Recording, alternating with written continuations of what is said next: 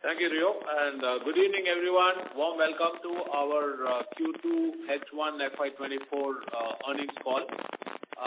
It's been an excellent quarter from our perspective. The following is a quick update.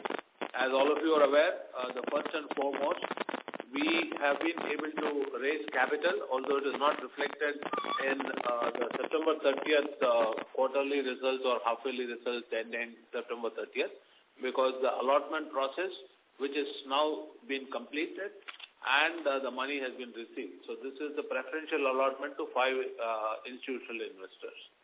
So that is a good news overall. Although those numbers have not been factored into our metrics, in the results announced today, as well as into our quarterly investor presentation that is being uploaded into the website just now. With that as a background, I want to also report to all of you that, we have had an all-time high FY24 half-yearly profit, PAT, 700.96 crores, as against 525.8 crores for the previous corresponding half-year in September 22. And this is an increase of over 33%. As regard to this specific quarter, this quarter we have made 330 crores, and this is a decrease compared to the previous quarter. That is basically due to a treasury depreciation which is there, and all of you are aware about a lot of volatility that is going on as far as the treasury debt market is concerned. But however, our positions are insulated, and we want to also ensure that it is completely protected as far as the bank is concerned. On the positive part, gross advances, which is a very key metric for the bank, has grown by 18.5% on an annualized basis. We closed September 23 with 66,935 crores, and this is a significant increase from the last quarter as well as the corresponding quarter last year, or even the March and year quarter. So this is a very good sign in terms of growth in the advances book, and all of our balance sheet growth is an advances-led growth. On the deposit side, we have grown compared to the market, which is growing about 10 to 12%. We have grown about 10% on an annualized basis. Our total deposit stands at 89,531 crores. And this is again on an average grown closer to 10%, as I said earlier. We are also happy to report that the business turnover of the bank crossed a 150,000 crore mark, and this is a very, very important milestone for Karnataka Bank. Our CD ratio has been continuously improving. When we started this financial year, we were somewhere in the 60s, and as we closed out the September quarter, we have gone up to 73%. That is really a very clear reflection of the stretch that we are having as far as the advances-led growth is concerned. And as I reported earlier about the capital raise, with the capital raise and the liquidity that we will have related to one more churn, which I will also talk about, which is the Tier 2 capital, we believe that we are well positioned for a growth, further growth in gross advances. Now, as far as the deposit growth is concerned, I think we are well positioned in terms of the overall progress made during the quarter, because we have converted ourselves into a sales organization, and we have liability sales teams which have been deployed all over the country, Karnataka as well as outside of Karnataka. And we have currently 250 sales officers who have been pulled out of the branches to be dedicated to sales, and 400 odd feet on street who have been recruited from our subsidiary company as well as some agencies who are DSA or DSTs.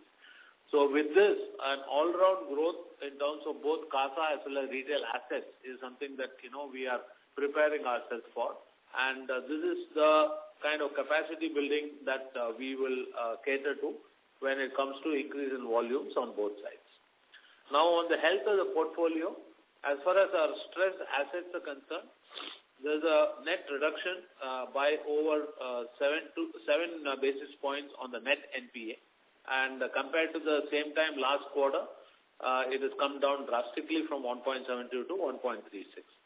On the gross, despite the increase in the gross advances figure, the gross NPA has decreased, and that is again because the slippages have come down and it is about 0.5% right now. The good news is about also PCR, the provision coverage ratio, where we have improved to 83%. It was at 83 earlier also, so we are maintaining that as of the last quarter. But compared to last year, September 22 corresponding quarter, we have significantly improved there. Core provisions remain at 62%, and here again it is pretty healthy when it is compared to the rest of the peer groups in the market. As far as our NII is concerned, NII, because of the fact that we have grown our advances book and the fact that, the new advances because of the interest rate regime which is happening, the growth has not been much. It's only in the region of about 2.45%. But on the other side, I think we are well positioned to kind of grow our book, given the fact that the focus is more on retail, MSME, and the rural businesses.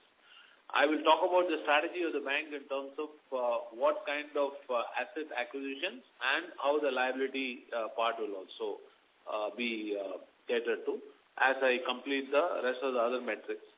ROE stands at 16.47 for the half year, and ROA stands at 1.37, well within the guidance that we have provided already.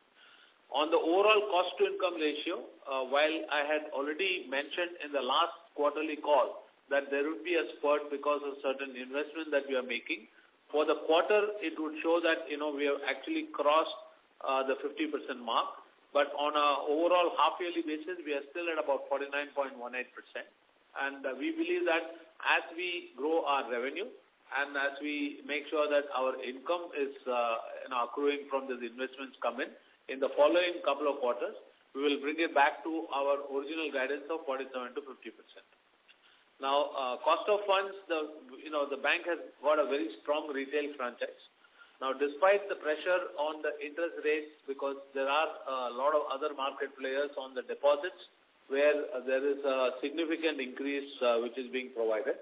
But having said that, we do have certain very, very interesting offerings which is bundled with salary, corporate payroll, and also the flexible CASA, which is basically a sweep-out product. All that put together, we believe that we are in the right track. The other one, big opportunity that the bank is chasing is that of the government business. We are empaneled already for customs duty and GST collection. We have gone live, and we are in the last stages of going live with CBDT for direct and indirect taxes payable. As far as the Karnataka government collections are concerned, we believe that we will become one of the top collection banks in Karnataka and otherwise because our technology integration with Khajane, which is the state treasury, that has also been completed. I mentioned about the cost, which will also have a very positive impact in this quarter, because we have received RBI approval for a call option of 400 crores for Tier 2, which is available for redemption on November 16th. So somewhere in this mid-course of this quarter, we are doing a churn whereby because of a comfortable CRAR position and the fact that the cost of this Tier 2 bond that we have raised are about 12% and it's expensive, we believe that this 400 crore retirement at 12% and augmenting that with further capital which has been Tier 1 and also the strong liability franchise, we will be in a better position because we have no pressure on the CRAR part due to this. There is also a second tranche which is due for a call option in February, and this is also at 12%. The quantum of that would be 320 crores. As you are aware, we have an approval from the board for a 1,500 crore capital issue, and out of that 800 crore preferential allotment has been completed. And we do have a follow-up round, which will definitely have to be done for a 700 crore to make us comfortable on the overall basis so that the next 18 to 24 months we are on the right trajectory as far as the growth is concerned. The other two parts which are also very relevant for our discussion today is one, the credit cost decreased by about 0.67% in the half year ended September 23. And there is also a reduction in the standard restructured advances, which at some point of time for a bank of our size was higher, but it's come down to 1,861 crores. It has decreased from the June figure of 2,060 crores. So I believe that we have done a complete review of our position in the last one quarter, and this is the first quarter that I have completed in this bank in full, along with our Executive Director Shekhar Rao, who also joined in February. And we believe that the bank is positioned right for growth. One is that capital for growth is something that we have achieved, and we'll continue on that path. The second is that in terms of creating a sales organization within Karnataka Bank, which otherwise was not existent, we have created a team of over 400 plus the 250 sales officers that I talked about. So we have feet on street plus sales teams of about 650 deployed in the market, about a month already now. So the productivity of these teams will start kicking in by the end of this quarter. So we believe that, we are on the right track in terms of customer acquisition. There is also a digital acquisition, which I talked about in the last call, but that we have accelerated. One is a direct digital acquisition. The second is a data-driven, analytics-based digital acquisition. Now, what happens here is that self-onboarding and making sure that the customers are able to onboard into the bank with video or eKYC as something which has been enabled as far as Karnataka Bank is concerned for most products on the loan side. Likewise, even opening accounts on the liability side has also been enabled. In addition to that, we are working on Analytics Center of Excellence, which has been created in Bangalore, along with the technology, digital, and the hub that we have created. It's a 40,000 square feet of space that we have, and almost 300 plus employees are there right now, covering technology, digital, and analytics. In the analytics space, we have created the data lake, and the data lake essentially provides various cuts of data based on transactional history of customers within each branch, and giving the data back to the customer, base for branches to do cross-sell and upsell. And this is essentially where examples where, let's say that there is a customer of ours who's paying an EMI but has not availed a loan, we would be pushing a loan into them.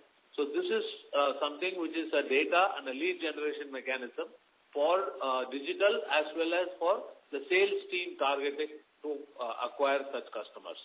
This is existing customers of the bank, ETB, and the digital part of it will be new to bank customers, NTB. So we are embarking on a digital first journey related to the overall data analytics as well as the social media impact that is getting created.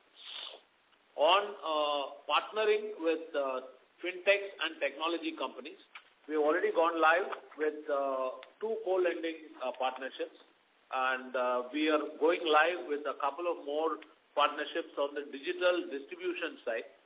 We also have launched during the quarter doorstep gold banking, which is basically with a company called Sahi Bandhu.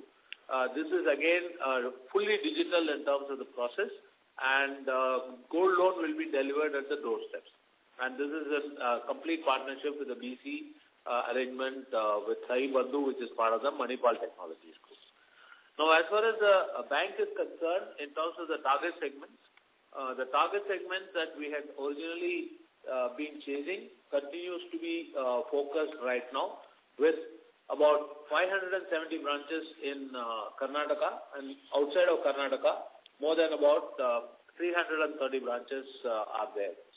And we want to kind of make sure that this is not just a regional story, but also a national story. With this in mind, we have been focusing a lot on retail. The growth in advances, we have carefully kept it in a way where almost close to 50% of our loan book still remains to be in retail. And this is something which is very granular, so that we do not have any chunky exposures and we do not have any associated risks related to that. The balance of the growth, we have also deployed over 100 agricultural field officers into the market who have been attached to agri-focused or rural-focused branches. And this is not only to service the agri customers, but also to acquire new customers based on the supply chain flows of each of those agri processing or farmer, based crop and non-crop based loans. Now, here it is basically through the knowledge that, has been acquired by these agricultural field officers who are in a better position to serve the customer. And Karnataka Bank is known for its exemplary and superior customer service at branches. We continue to do that for not only the agri, but also for the rest of the customer segment that we are having. MSME is a very, very big area. We are in the process during the quarter, which is currently running, where we will be launching our new corporate website and making sure that there is a lot of these partnerships with MSME-based portals for engagement as well as for life cycle management of couple of the MSME, not just, merely lending to them, but also looking at what other requirements they are looking for from a banking or from an overall digital perspective. So with this, I want to, close out the commentary from the management side based on this. We have had a good quarter. There is just one clarity that I wanted to bring. There is some, questions that have been asked from the time that we uploaded the stock exchange notification and now, where the quarter ended Q2 FY23 and the Q2, why is there a reduction? There was an abnormal one-time increase as far as the bank was concerned in the quarter ended September 22, where we had one-time recovery from a corporate client, MMTC in this case, where to the tune of almost like 156 crores was the impact on the P&L. So if you actually take out that abnormal part out, we have grown from that corresponding quarter to more than 30%. So that's just a clarity that I wanted to bring to the investors upfront before any questions are asked, because there have been some parts of the investor community which have already called between the time that we uploaded and now. And last but not the least, we have also uploaded the quarterly investor presentation on our website. The link is available readily for you. So those of you who are on the call, you will be able to access this and also understand our commentary both in terms of strategy, in terms of the milestones achieved, as well as the roadmap for the future. So with this, Rio, I would like to close out on the commentary from the management side and pass it back to you for any questions that any of the participants would like to have. Thank you so much for your time, ladies and gentlemen. Sure. Thank you very much. We will now begin with the question and answer session. Anyone who wishes to ask questions may press star and 1 on their touchtone telephone. If you wish to remove yourself from the question queue, you may press star and 2. Participants are requested to use handsets while asking questions. Ladies and gentlemen, we will wait for a moment while the question queue assembles. So, Rio, I just wanted to add that from our side, Shekhar Rao, who's the executive director, as well as the management team, the CFO, and a few others are part of this call right now. And in case of any queries that any one of them need to answer, they'll participate in the call along with me. Sure, sir.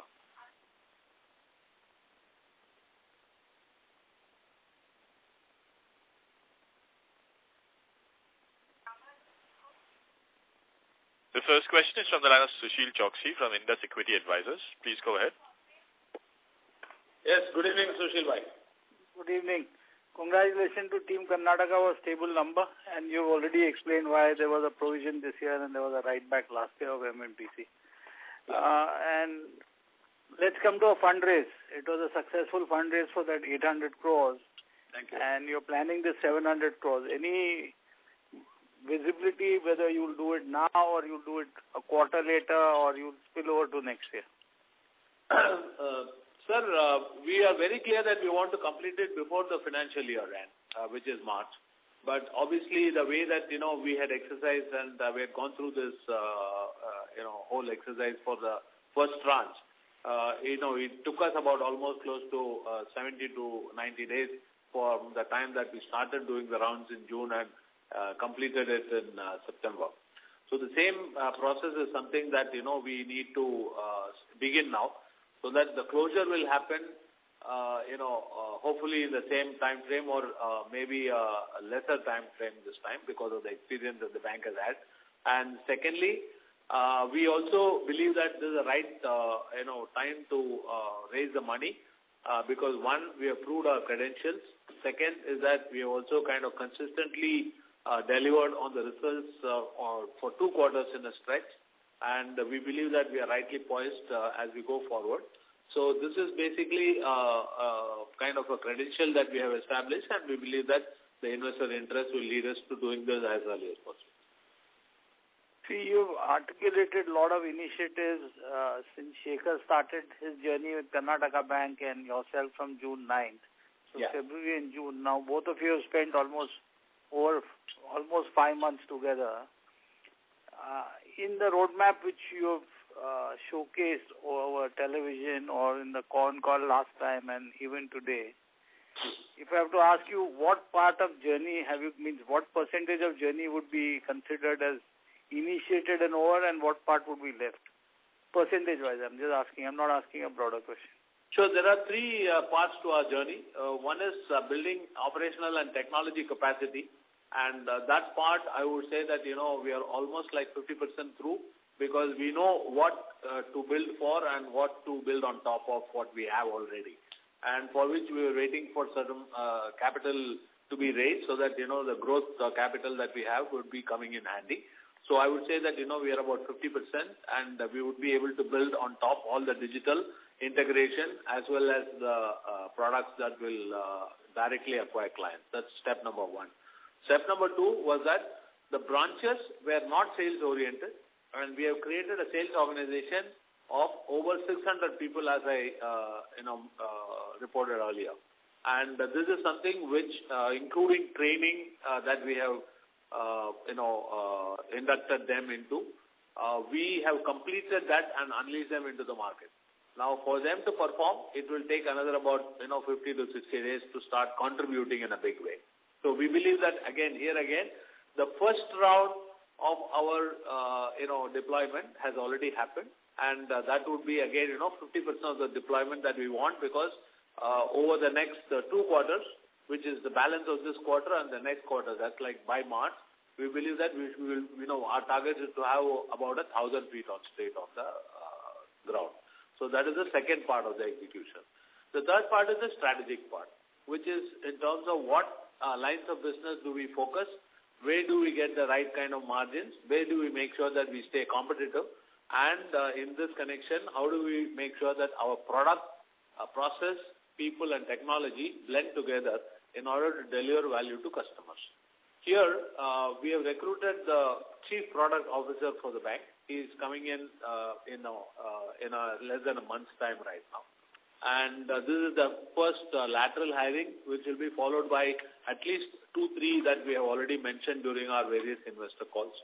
So by the end of this financial year, including the lead time that they take, I think all the lateral leadership positions would be filled up, which would, enable the bank to be more aggressive and more market benchmarked as far as the products are concerned. As far as the processes are concerned, there are at least 3 or 4 agencies who are working with us. One is doing a process review for the entire credit policy, credit scoring, credit exposure management, and also the branch to approval and back and forth. Now, this is exactly to minimize how much of it can be digitized, how much of it can be turned around faster in order to get this. So this is one such example of a process improvisation and efficiency improvisation that, we are working on. Likewise, There's a lot of centralization projects which we have taken up. We are centralizing trade processing. We are centralizing forex processing. We are centralizing clearing. We are basically removing a lot of this bandwidth from the branches to make them all sales-oriented branches and creating the back offices in Mangalore, and where we have a lot of space and the people.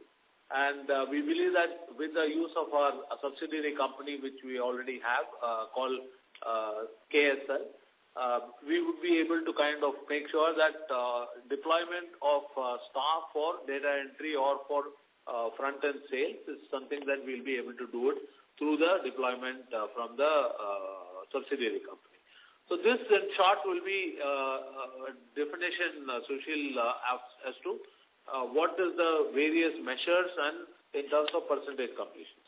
If I have to sum up your answer, you've raised equity, you are enabling full technology stack for deployment for growth, and human resource churning or training should be over by the current quarter.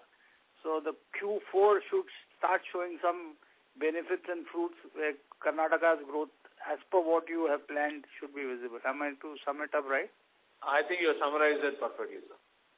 Okay. Now, all these enablers, you may launch multiple products, whether it's housing, education, MSME. Do you see which area you would grow from the current branches or centralized process, whatever you do? Or are you going to change mix? Because currently I think Karnataka is almost 40% of our business and the rest is pan-India. Do you see any particular part from growth engine which you would like to move towards? The strength of the bank in terms of underwriting capabilities as well as our exposure management, etc., remains in retail, rural and MSME. And those three will continue.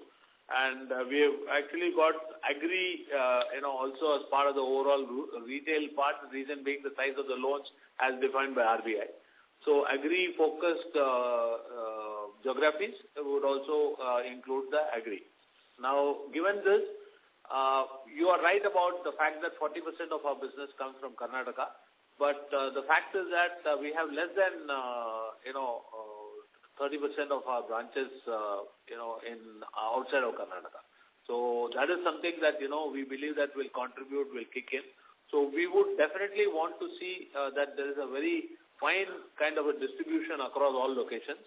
We have just opened during the quarter one corporate finance branch. This is the third corporate finance branch in Chennai. And that is in addition to the ones that already are there in Mumbai and Delhi. So all this is a reflection of our focus in terms of whether it is emerging corporate, mid-sized corporates, or even some large corporates that we will be looking at, including the products that are associated alongside. So that kind of gives you a sense on the focus areas and how we will be able to grow. My last question is current round. How do you see your TAT on most, whether it's corporate or retail product in quarters to come by? 20% more efficient, 30% more efficient? And second thing, on government business between Karnataka and central government, how much do you see that as contributing partner for the business? So the idea is that, we are actually implementing some technologies which are on the document workflow, as well as making sure that all of this is directly related to efficiency measures. So we believe that there will be very quickly 20 to 30% jump in terms of the tax improvements and so on. The other is from Karnataka and non-Karnataka government collection, all of the three agency bank licenses that we have, which is for GST, customs duty, as well as for CBDT that is being certified right now, are all India basis. That's got nothing to do with Karnataka. Rest of it, whatever that we are doing, integration with the Treasury Department and also working with a lot of government departments in Karnataka, that is going to be Karnataka based. But sooner than later, once we have the experience in Karnataka, we'll replicate the success in other states where we are. Sorry, I should have asked one last question. That is, you are retiring 2 bond tranches in November and February. Would you replace with a cheaper bond, or you will utilize your current profit plus equity? Depending on the interest rate, forecast at that point of time, and also the fact that we will get re-rated soon post this quarterly result. We believe that if there is an opportunity to replenish that with cheaper, Tier 2 bond, that is something the bank will consider.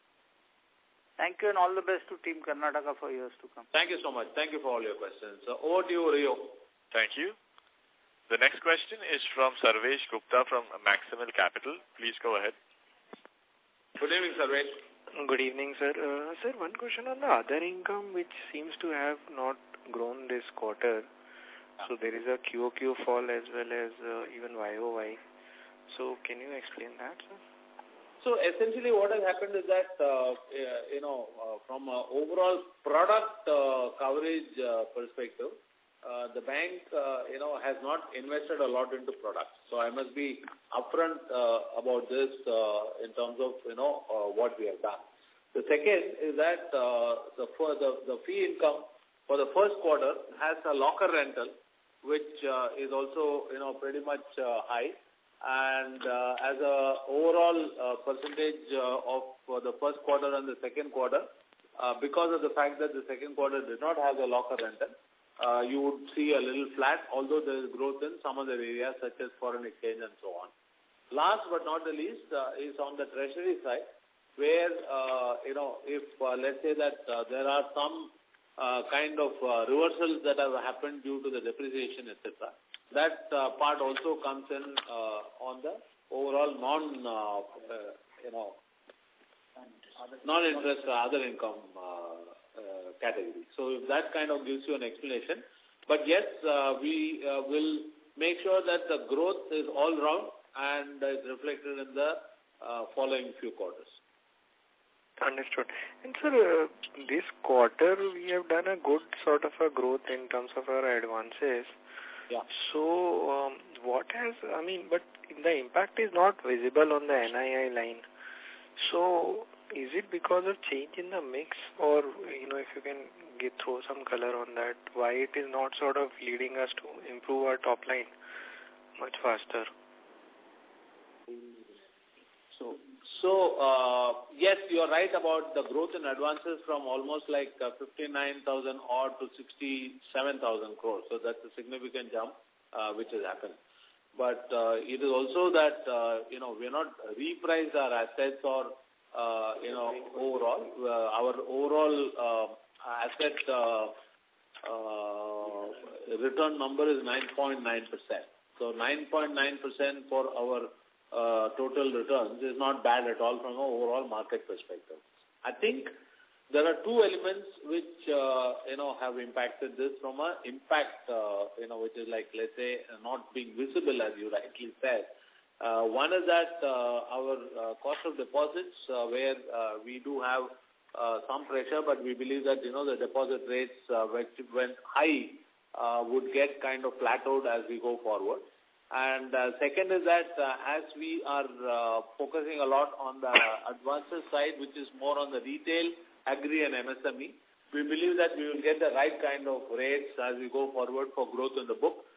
We believe that the growth in the book will be the same rate as we go into the this quarter and the following quarter, which means that the growth part from where we were, 59,000, we could close anywhere between 72,000 crores or so in terms of the gross advances exit March 24.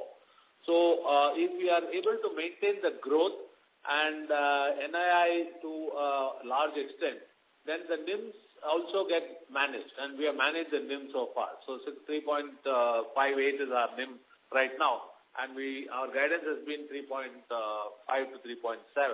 So I think, if we are able to maintain that, then in the book which is grown and the churn that we are doing on Tier 2 and the fact that we have the Tier 1 capital followed up with the second round hopefully, I think the bank will be in a much better shape compared to what it was in the overall competition.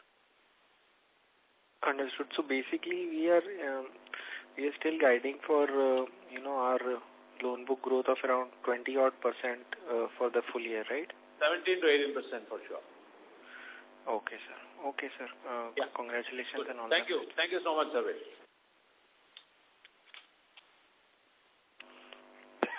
Thank you. The next question is from the line of Prabal from Ambit. Please go ahead.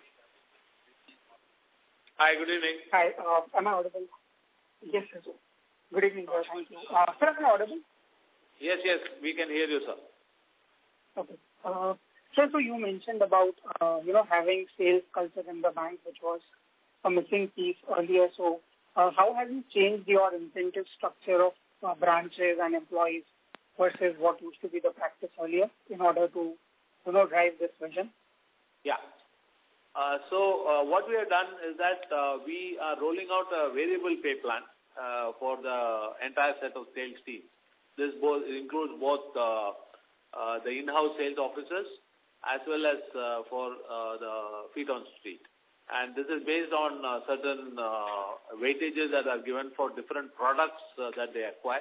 And over a period of time, which is basically on a monthly basis, and whatever retention that we need to do, because we also do not want any gaming to happen here where they bring the accounts and then we pay the commission and within 6 months the customer closes and goes away.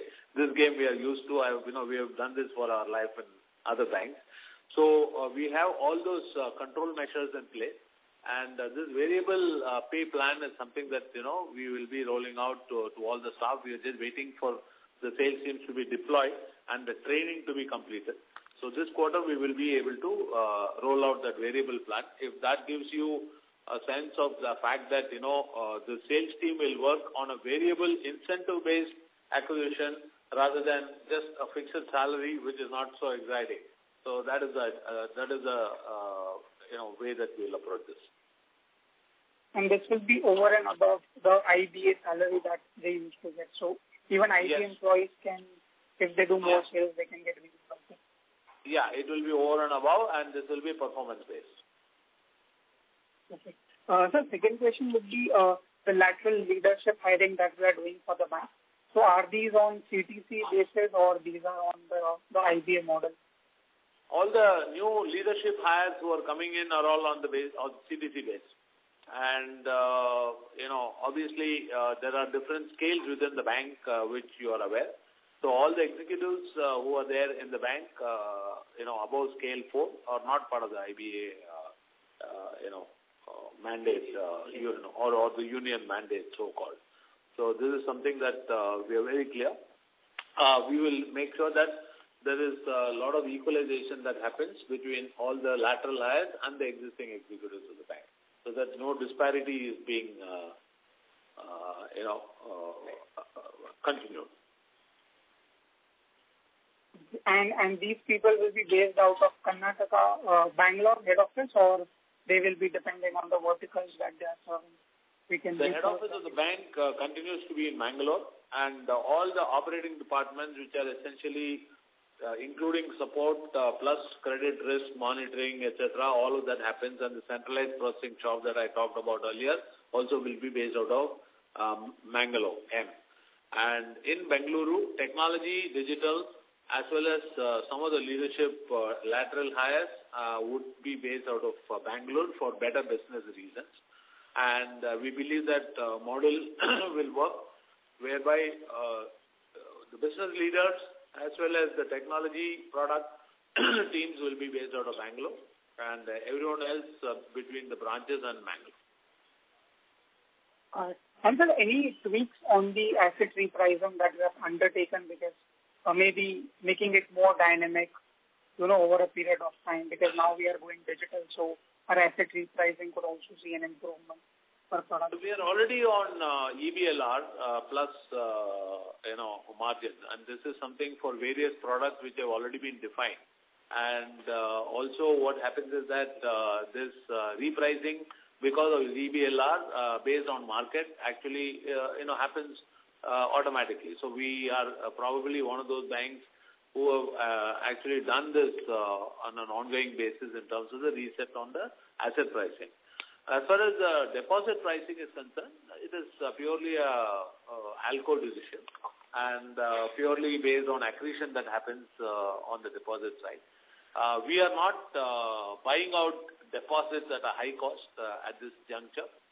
We believe that, the total overall cost of deposits, which you have already seen, is very much controllable.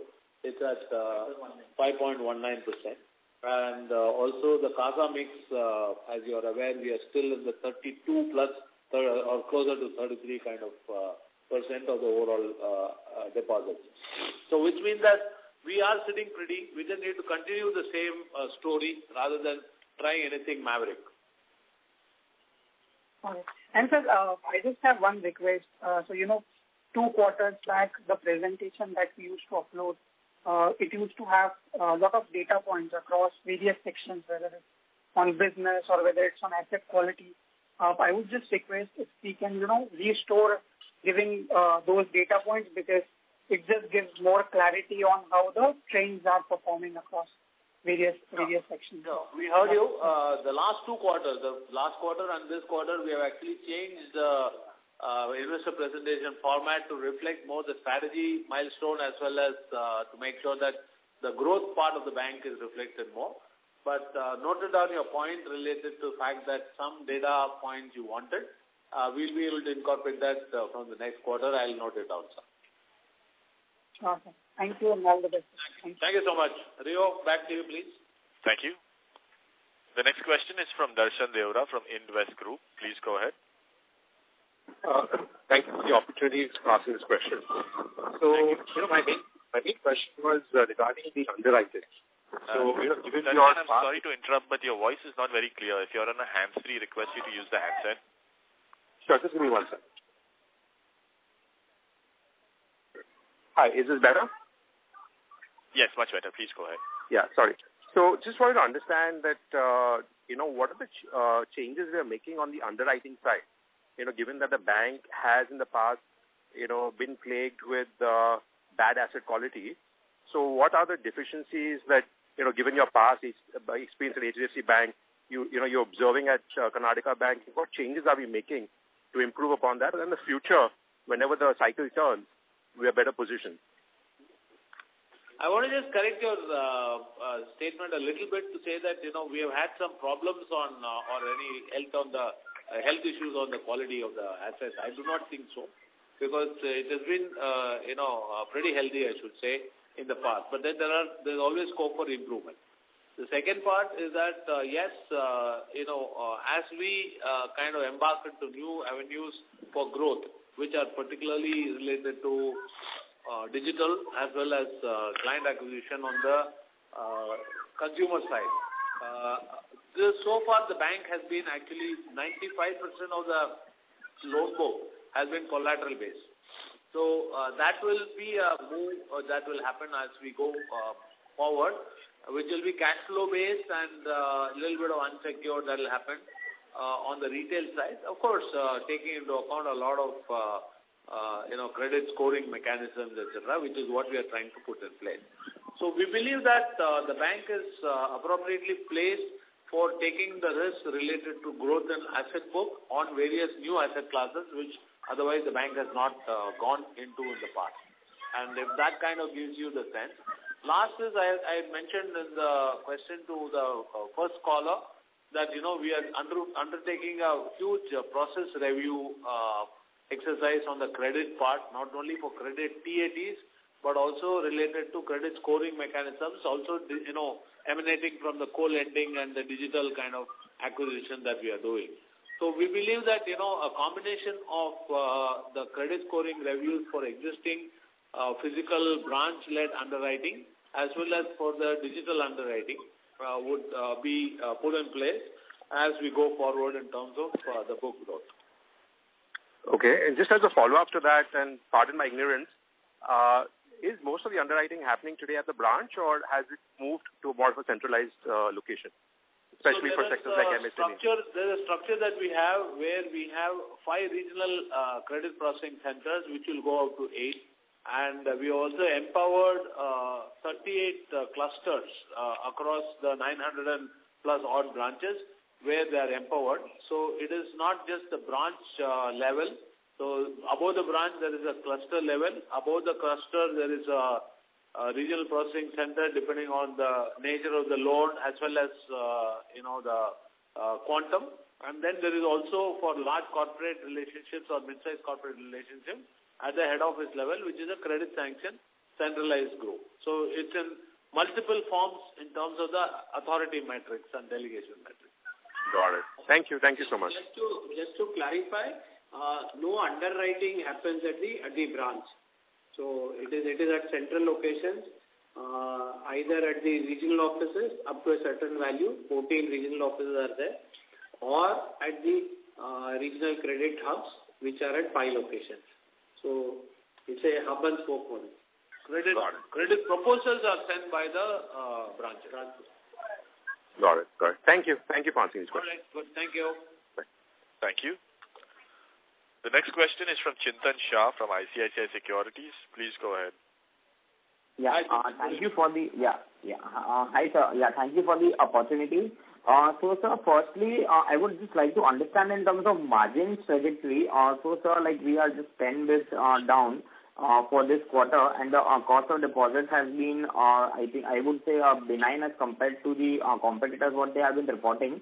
But this also seems to be on the back of lower deposit growth. I think we had guided for roughly 1 trillion of deposits by FY2024. So are we on track to achieve that? And if yes, then how would the margins behave from here on for the remaining second half? And also, sir, on the deposit repricing, so are we done with the deposit repricing, or we are yet to see some more pressure on the existing deposits? Yeah.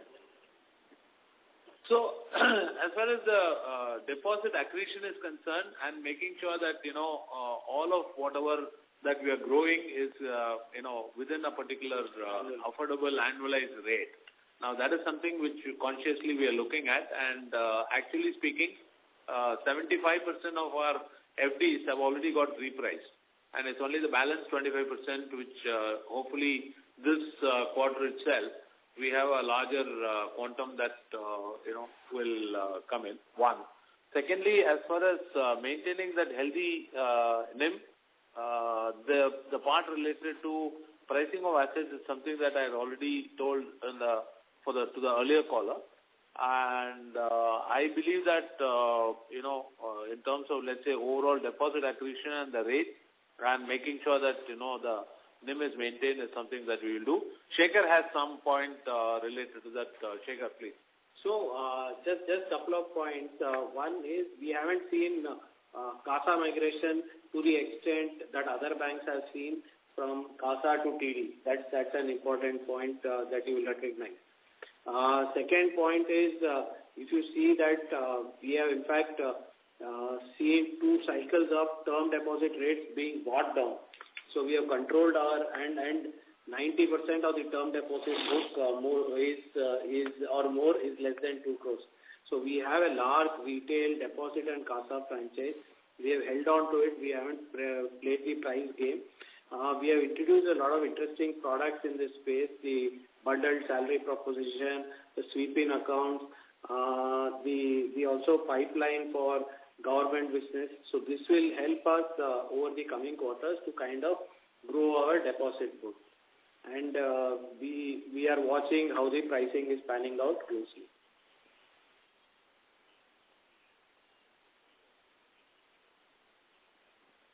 Hello, Rio? Yes, we'll move to the next question. Yeah. The next question is from Yogesh Bhatia from Sequent Investment. Please go ahead. Yes, Mr. Yogesh. Yes. Sir, first of all, congratulations on the new initiatives and stable set of earnings. I have just wanted to understand the other income you said is lower for 2 reasons. One is the treasury impact, and the second one is lower fees that are they are much higher in Q1. Can you just quantify this? How much is the treasury impact? So I'll take this. Hi. So first is we collect all our locker rentals in Q1. Okay. So that was a significantly large, around 39 crores of locker rentals. Okay. So that was collected in Q1.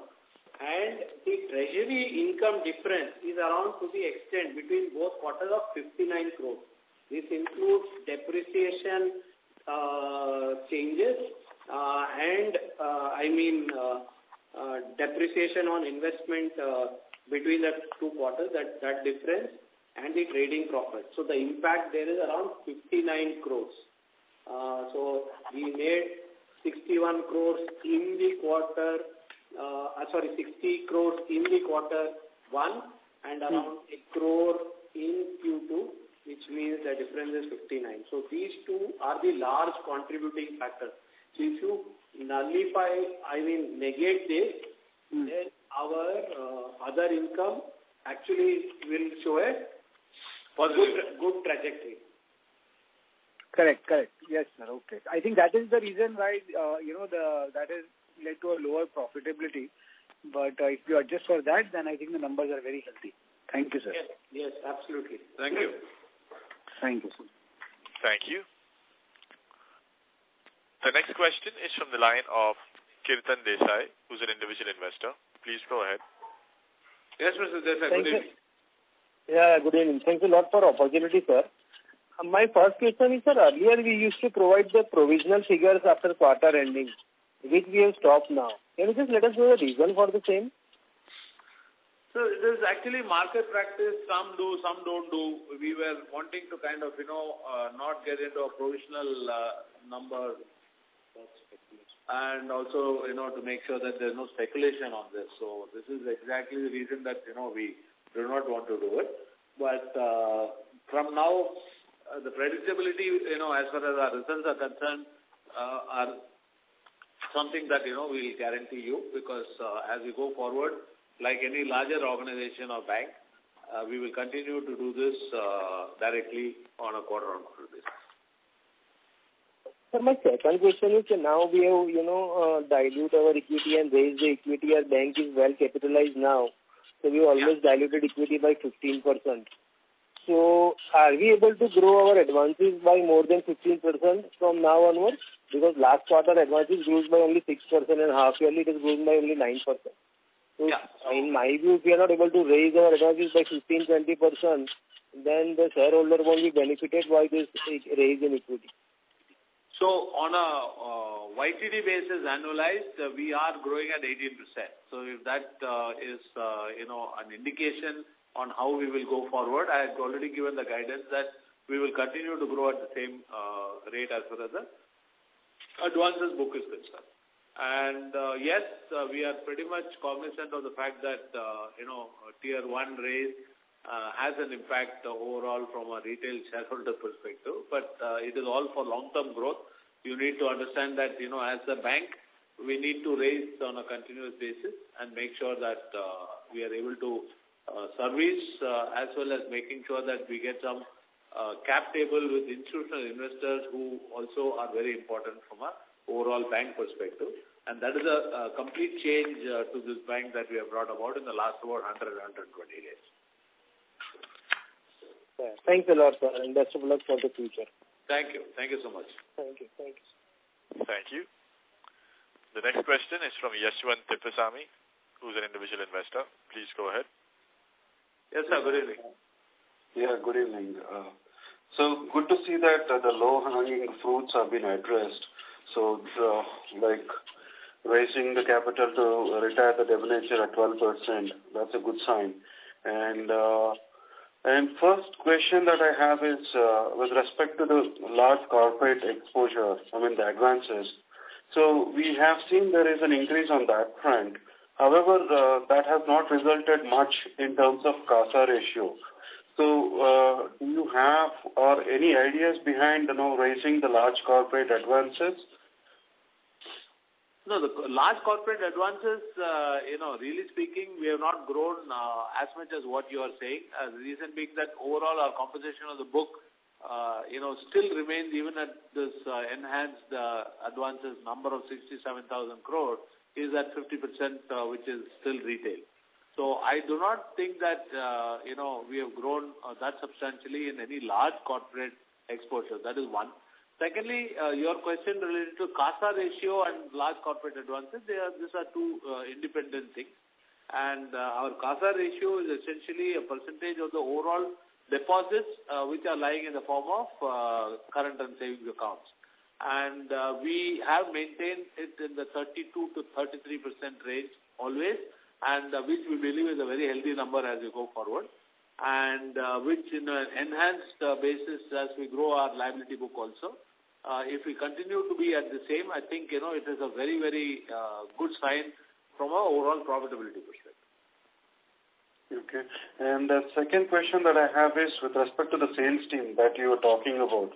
Yes, so is that the sales team is very focused towards, MSME or corporate or retail? Which would be the areas that, this sales team is going to focus? So it is definitely not corporate.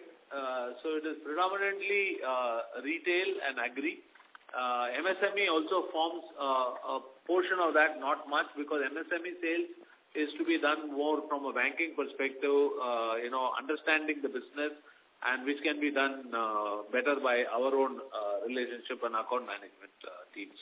So our branches are well equipped to handle the MSME part. And lead generation on MSME is something that, the sales teams will do, as well as the promotional activities that we are undertaking across all the branches by participating in, MSME-related industry, trade associations, and so on, will continue. So, predominantly, the deployment of our sales teams have been in the areas of retail liabilities and retail assets. Okay. And the last question from my side is with respect to, with respect to the employee expense. So I see that there is an increase of about 40 crores. So, and there is a provision also which has been made. So, is this going to be, continuing effort to cover, for the next 2 quarters, or are we done with, provisioning? Sir, this provision primarily is for the IBA revision to bipartite settlements, which they announced in November last year. And ever since that time, we have been actually providing quarter on quarter, although it has not come into effect. So in order not to kind of have any major impact on our P&L as we go forward, if we have not provided for that. So as a very clear, prudent measure, we've been providing for this quarter on quarter. Now, as and when the IBA mandates go live, this will move from provision into actual wages bill, the actual salary bill that, we will incur. So essentially, this is going to stay, and this is cost of running the business. Okay. Thanks. Just one correction. You got the numbers of provision wrong. In fact, our quarterly total expenses on salary is 269.45 for the last quarter. So this 440 crore provision on wages is incorrect. It is a much lower number. You can be guided by our... So the salary bill for the quarter is 269.45. Okay. Thanks for that. Thanks. Thank you so much. Thank you. The next question is from the line of Ketan Athavale from Robo Capital. Please go ahead. Yes, Ketan. Hello, sir. Yeah, thank you for the opportunity. I wanted to know what will be the credit cost going ahead and what will be a sustainable level of other income going ahead.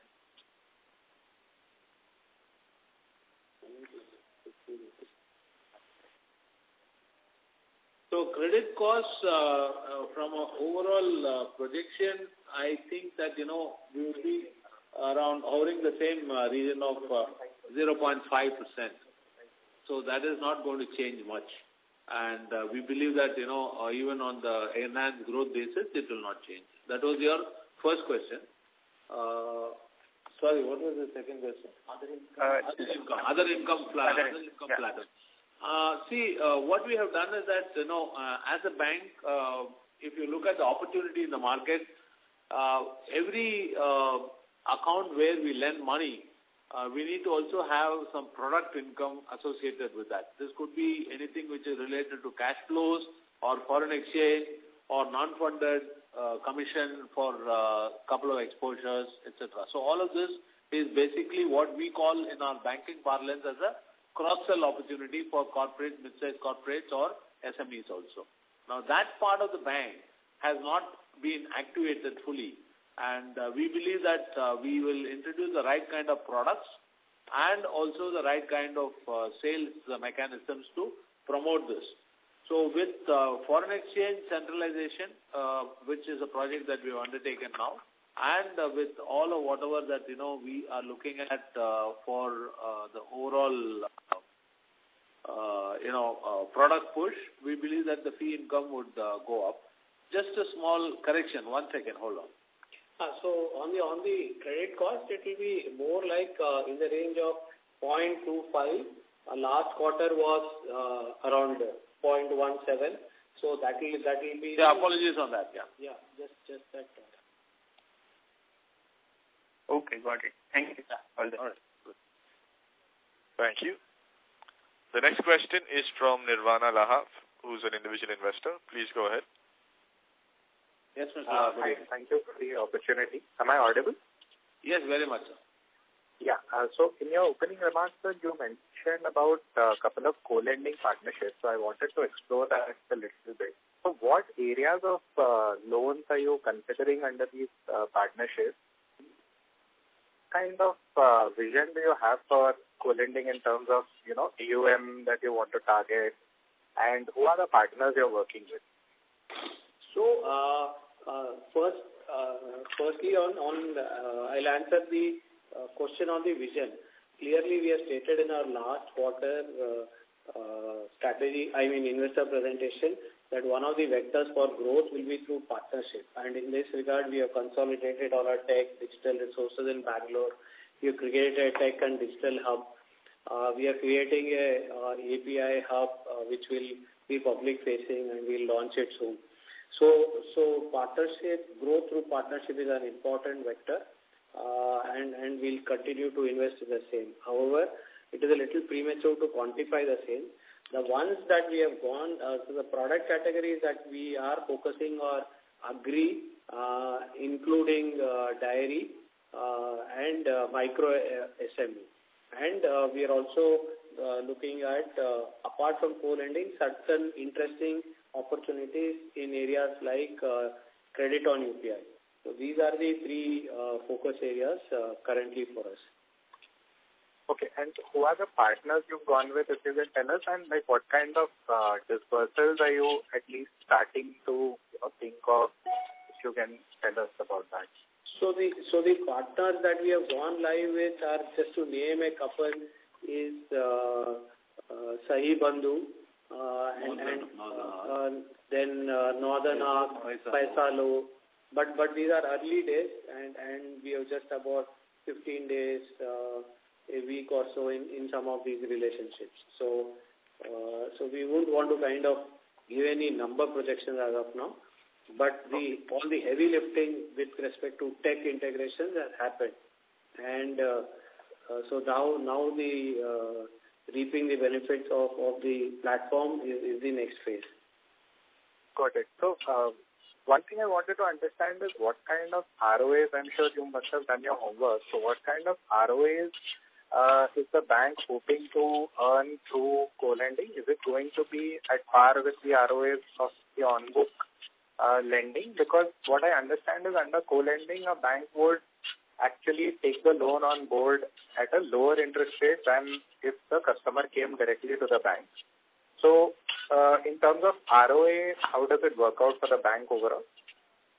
So in terms of pricing, it is very important that you don't offer a differential pricing to the customer, irrespective of whether he walks into the branch or through the co-lending partner, clearly.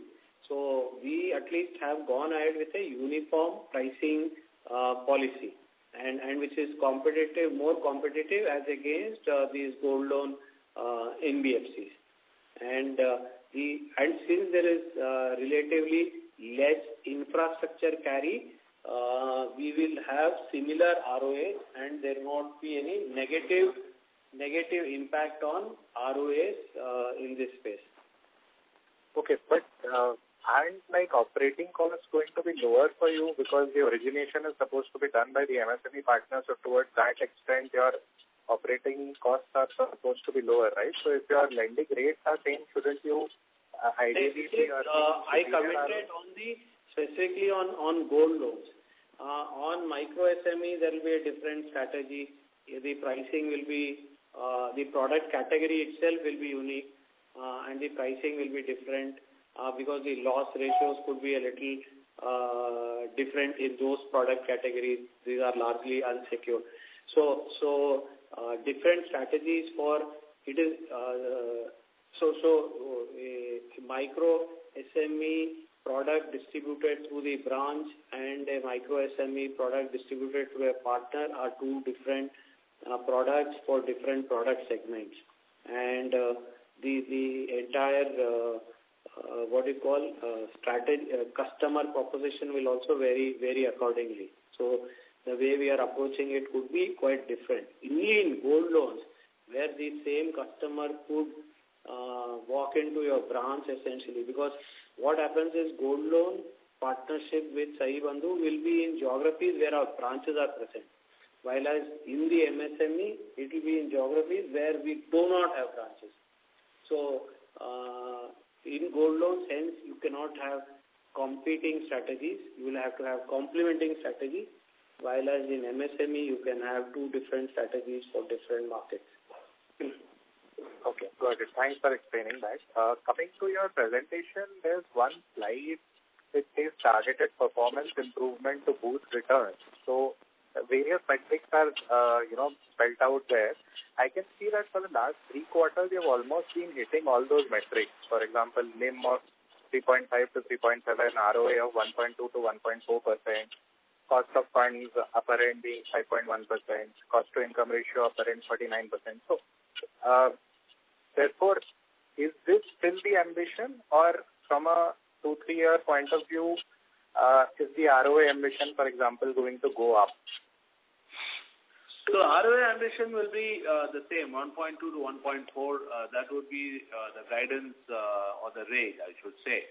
And the reason that why we reiterate about the 4 or 5 very key metrics as far as the bank is concerned is because when we are growing, we should not lose sight of the basics. And this is actually the basics for banking. And which is why we kind of reiterate that every investor presentation and every internal meeting that we have with our executives to make sure that, we do not slip away from each of those on the pricing related to new business or even some of the existing business in terms of the churn. So this is fundamentally the way that, we conduct business here. Okay, got it. And one last question on the corporate banking segment in the segmental results. I think in your opening remarks, you said that there was a one-time provision or hit which was a YOY comparison. But if I look at your segmental corporate banking profit, QOQ also, there's a 40% drop from about 150 crores to about 90 crores. So what does that pertain to? So I just want to clarify that, what I was qualifying was that there was a write back which was for a recovery of one of the large corporate loans in the same corresponding quarter last year. So if you look at the last year, same corresponding quarter and now, obviously because of this one abnormal positive impact the bank had, we would actually see that there is a reduction, whereas there was an increase of 30% from the last quarter growth. So the corresponding quarter last year. So that is the clarity. So I just thought that I will tell you exactly what the position was. Now, that was almost to the tune of 155 crores, 156 crores. Now, as far as your second question is concerned, sorry, I didn't understand. What was your question if I take away the abnormality part? Yeah, so if I look at QOQ, your in the June quarter, your corporate banking profit segmental result was 155 crores, which has now dropped to 94 crores. So this big hit has happened due to what reason? So treasury profits, like I explained, are classified under. So that could be one, but we will note this question down and write back to you on the specifics. Yeah, because I think treasury is called out separately. That has dropped by around 60 crores. We will just look at where your fixes are from and we will come back to this. It's from basically your results where you declare the segmental results. There, if I look at corporate banking, so against 155 crores of profit last quarter, it has dropped to 93.5 crores now. So that was my question. Okay, we'll get back to you on this specific. Yeah. Okay, should I write to you on investor relations or? Yeah. You can write to us. Okay, all right. Thank you and all the best. Thank you so much. Thank you. The next question is from Ram, who's an individual investor. Please go ahead. Hello. Yeah, good evening, sir. Sir, good evening, sir. Am I audible, sir? Very well, sir. Sir, you just explained regarding the CASA ratio, but the last 3-4 years it is remaining stagnant around 32. Will there be any initiative to improve this to 35 or 40? Sir, CASA ratio at 32 and for a bank which is growing, and whether the total deposit size was 60,000 crores or it's become 80,000 crore or now it has become 89,000 crore, that means that the ratio has been maintained, which is actually quite healthy. So that is one. Secondly, as we go forward to kind of answer your question, there are a couple of initiatives that we have taken on the government collections, which you are pretty aware of. Yes, sir. Very true. GST bank, and we are going to become a CBDT bank. So now what happens here is that this will increase to the float, and it will substantially improve as we go forward. And we believe that, this is the right kind of approach for a bank like us. Okay. Sir, one more question. In the advances, about 48.9% is of retail advance. Yes. Is it fully secured, and what is the proportion of secured and unsecured? Can you please enlighten on that, sir?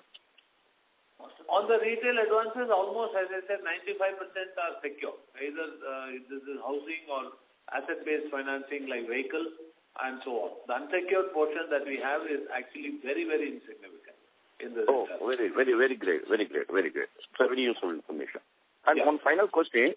As to the geographical thing, the top 5 states you have given, Karnataka is 577 branches, and followed by Maharashtra, Tamil Nadu, and Andhra Pradesh, Telangana. Is there any efforts in the coming future to make it a pan-India, this one? And what is your plan for that? Plan for what, sir? A plan for the growth all over India in the next 2-3 years. So just to give you a sense, while 570 plus branches are in Karnataka, between the neighboring states, Maharashtra, Telangana, Andhra Pradesh and Tamil Nadu, we have in each one of them over 50 branches. Then followed by other locations. So we are present already in Gujarat, we are present in Madhya Pradesh, we are present in Delhi, NCR, Punjab, we are present in East, we are present in Odisha. So that way we have a national presence already. And we are actually in 22 states and 2 union territories. That is the background to our distribution. Okay. That's all from my end, sir. Thank you, sir. Thank you so much. Yeah. Thank you very much. We'll take that as the last question. I would now like to hand the conference back to Mr. Srikrishnan H. for closing comments. So, I would like to thank the investor community for reposing confidence as far as the bank is concerned, the institutional investors as well as the retail investors who have always been standing by our side. And based on the last couple of months that I've been here, we've been doing the round, meeting up with all kinds of, investor types in various locations. So we believe that, we are a very strong story with credentials which are unparalleled because this is the 100th year of the institution and we are celebrating our centenary. Out of the 99 years that we've been existing, all the 99 years we have been profitable, and almost like 96 out of 99 years we have actually paid dividends to investors also, other than some years when the regulator did not allow us to do so. So this is a track record, and here is an aspiring institution which wants to do a transformation in terms of change, want to become a national story from being a regional story, and also develop a lot on technology and digital banking. So this is, the way in terms of growth as far as the bank is concerned. I want to only thank you. This is going to be a very, very focused attempt from the new management team as well as the existing management team who have been wonderful in terms of their contribution and cooperation to this transition and transformation journey. And we believe that we will be a real force as we go forward. On that note, thank you all, and wish you all the very best for the festive season ahead and the festival season that has already commenced from our last about almost 15-20 days since Navratri. Good luck to you all, to your families, and many thanks again for all your support. Thank you very much.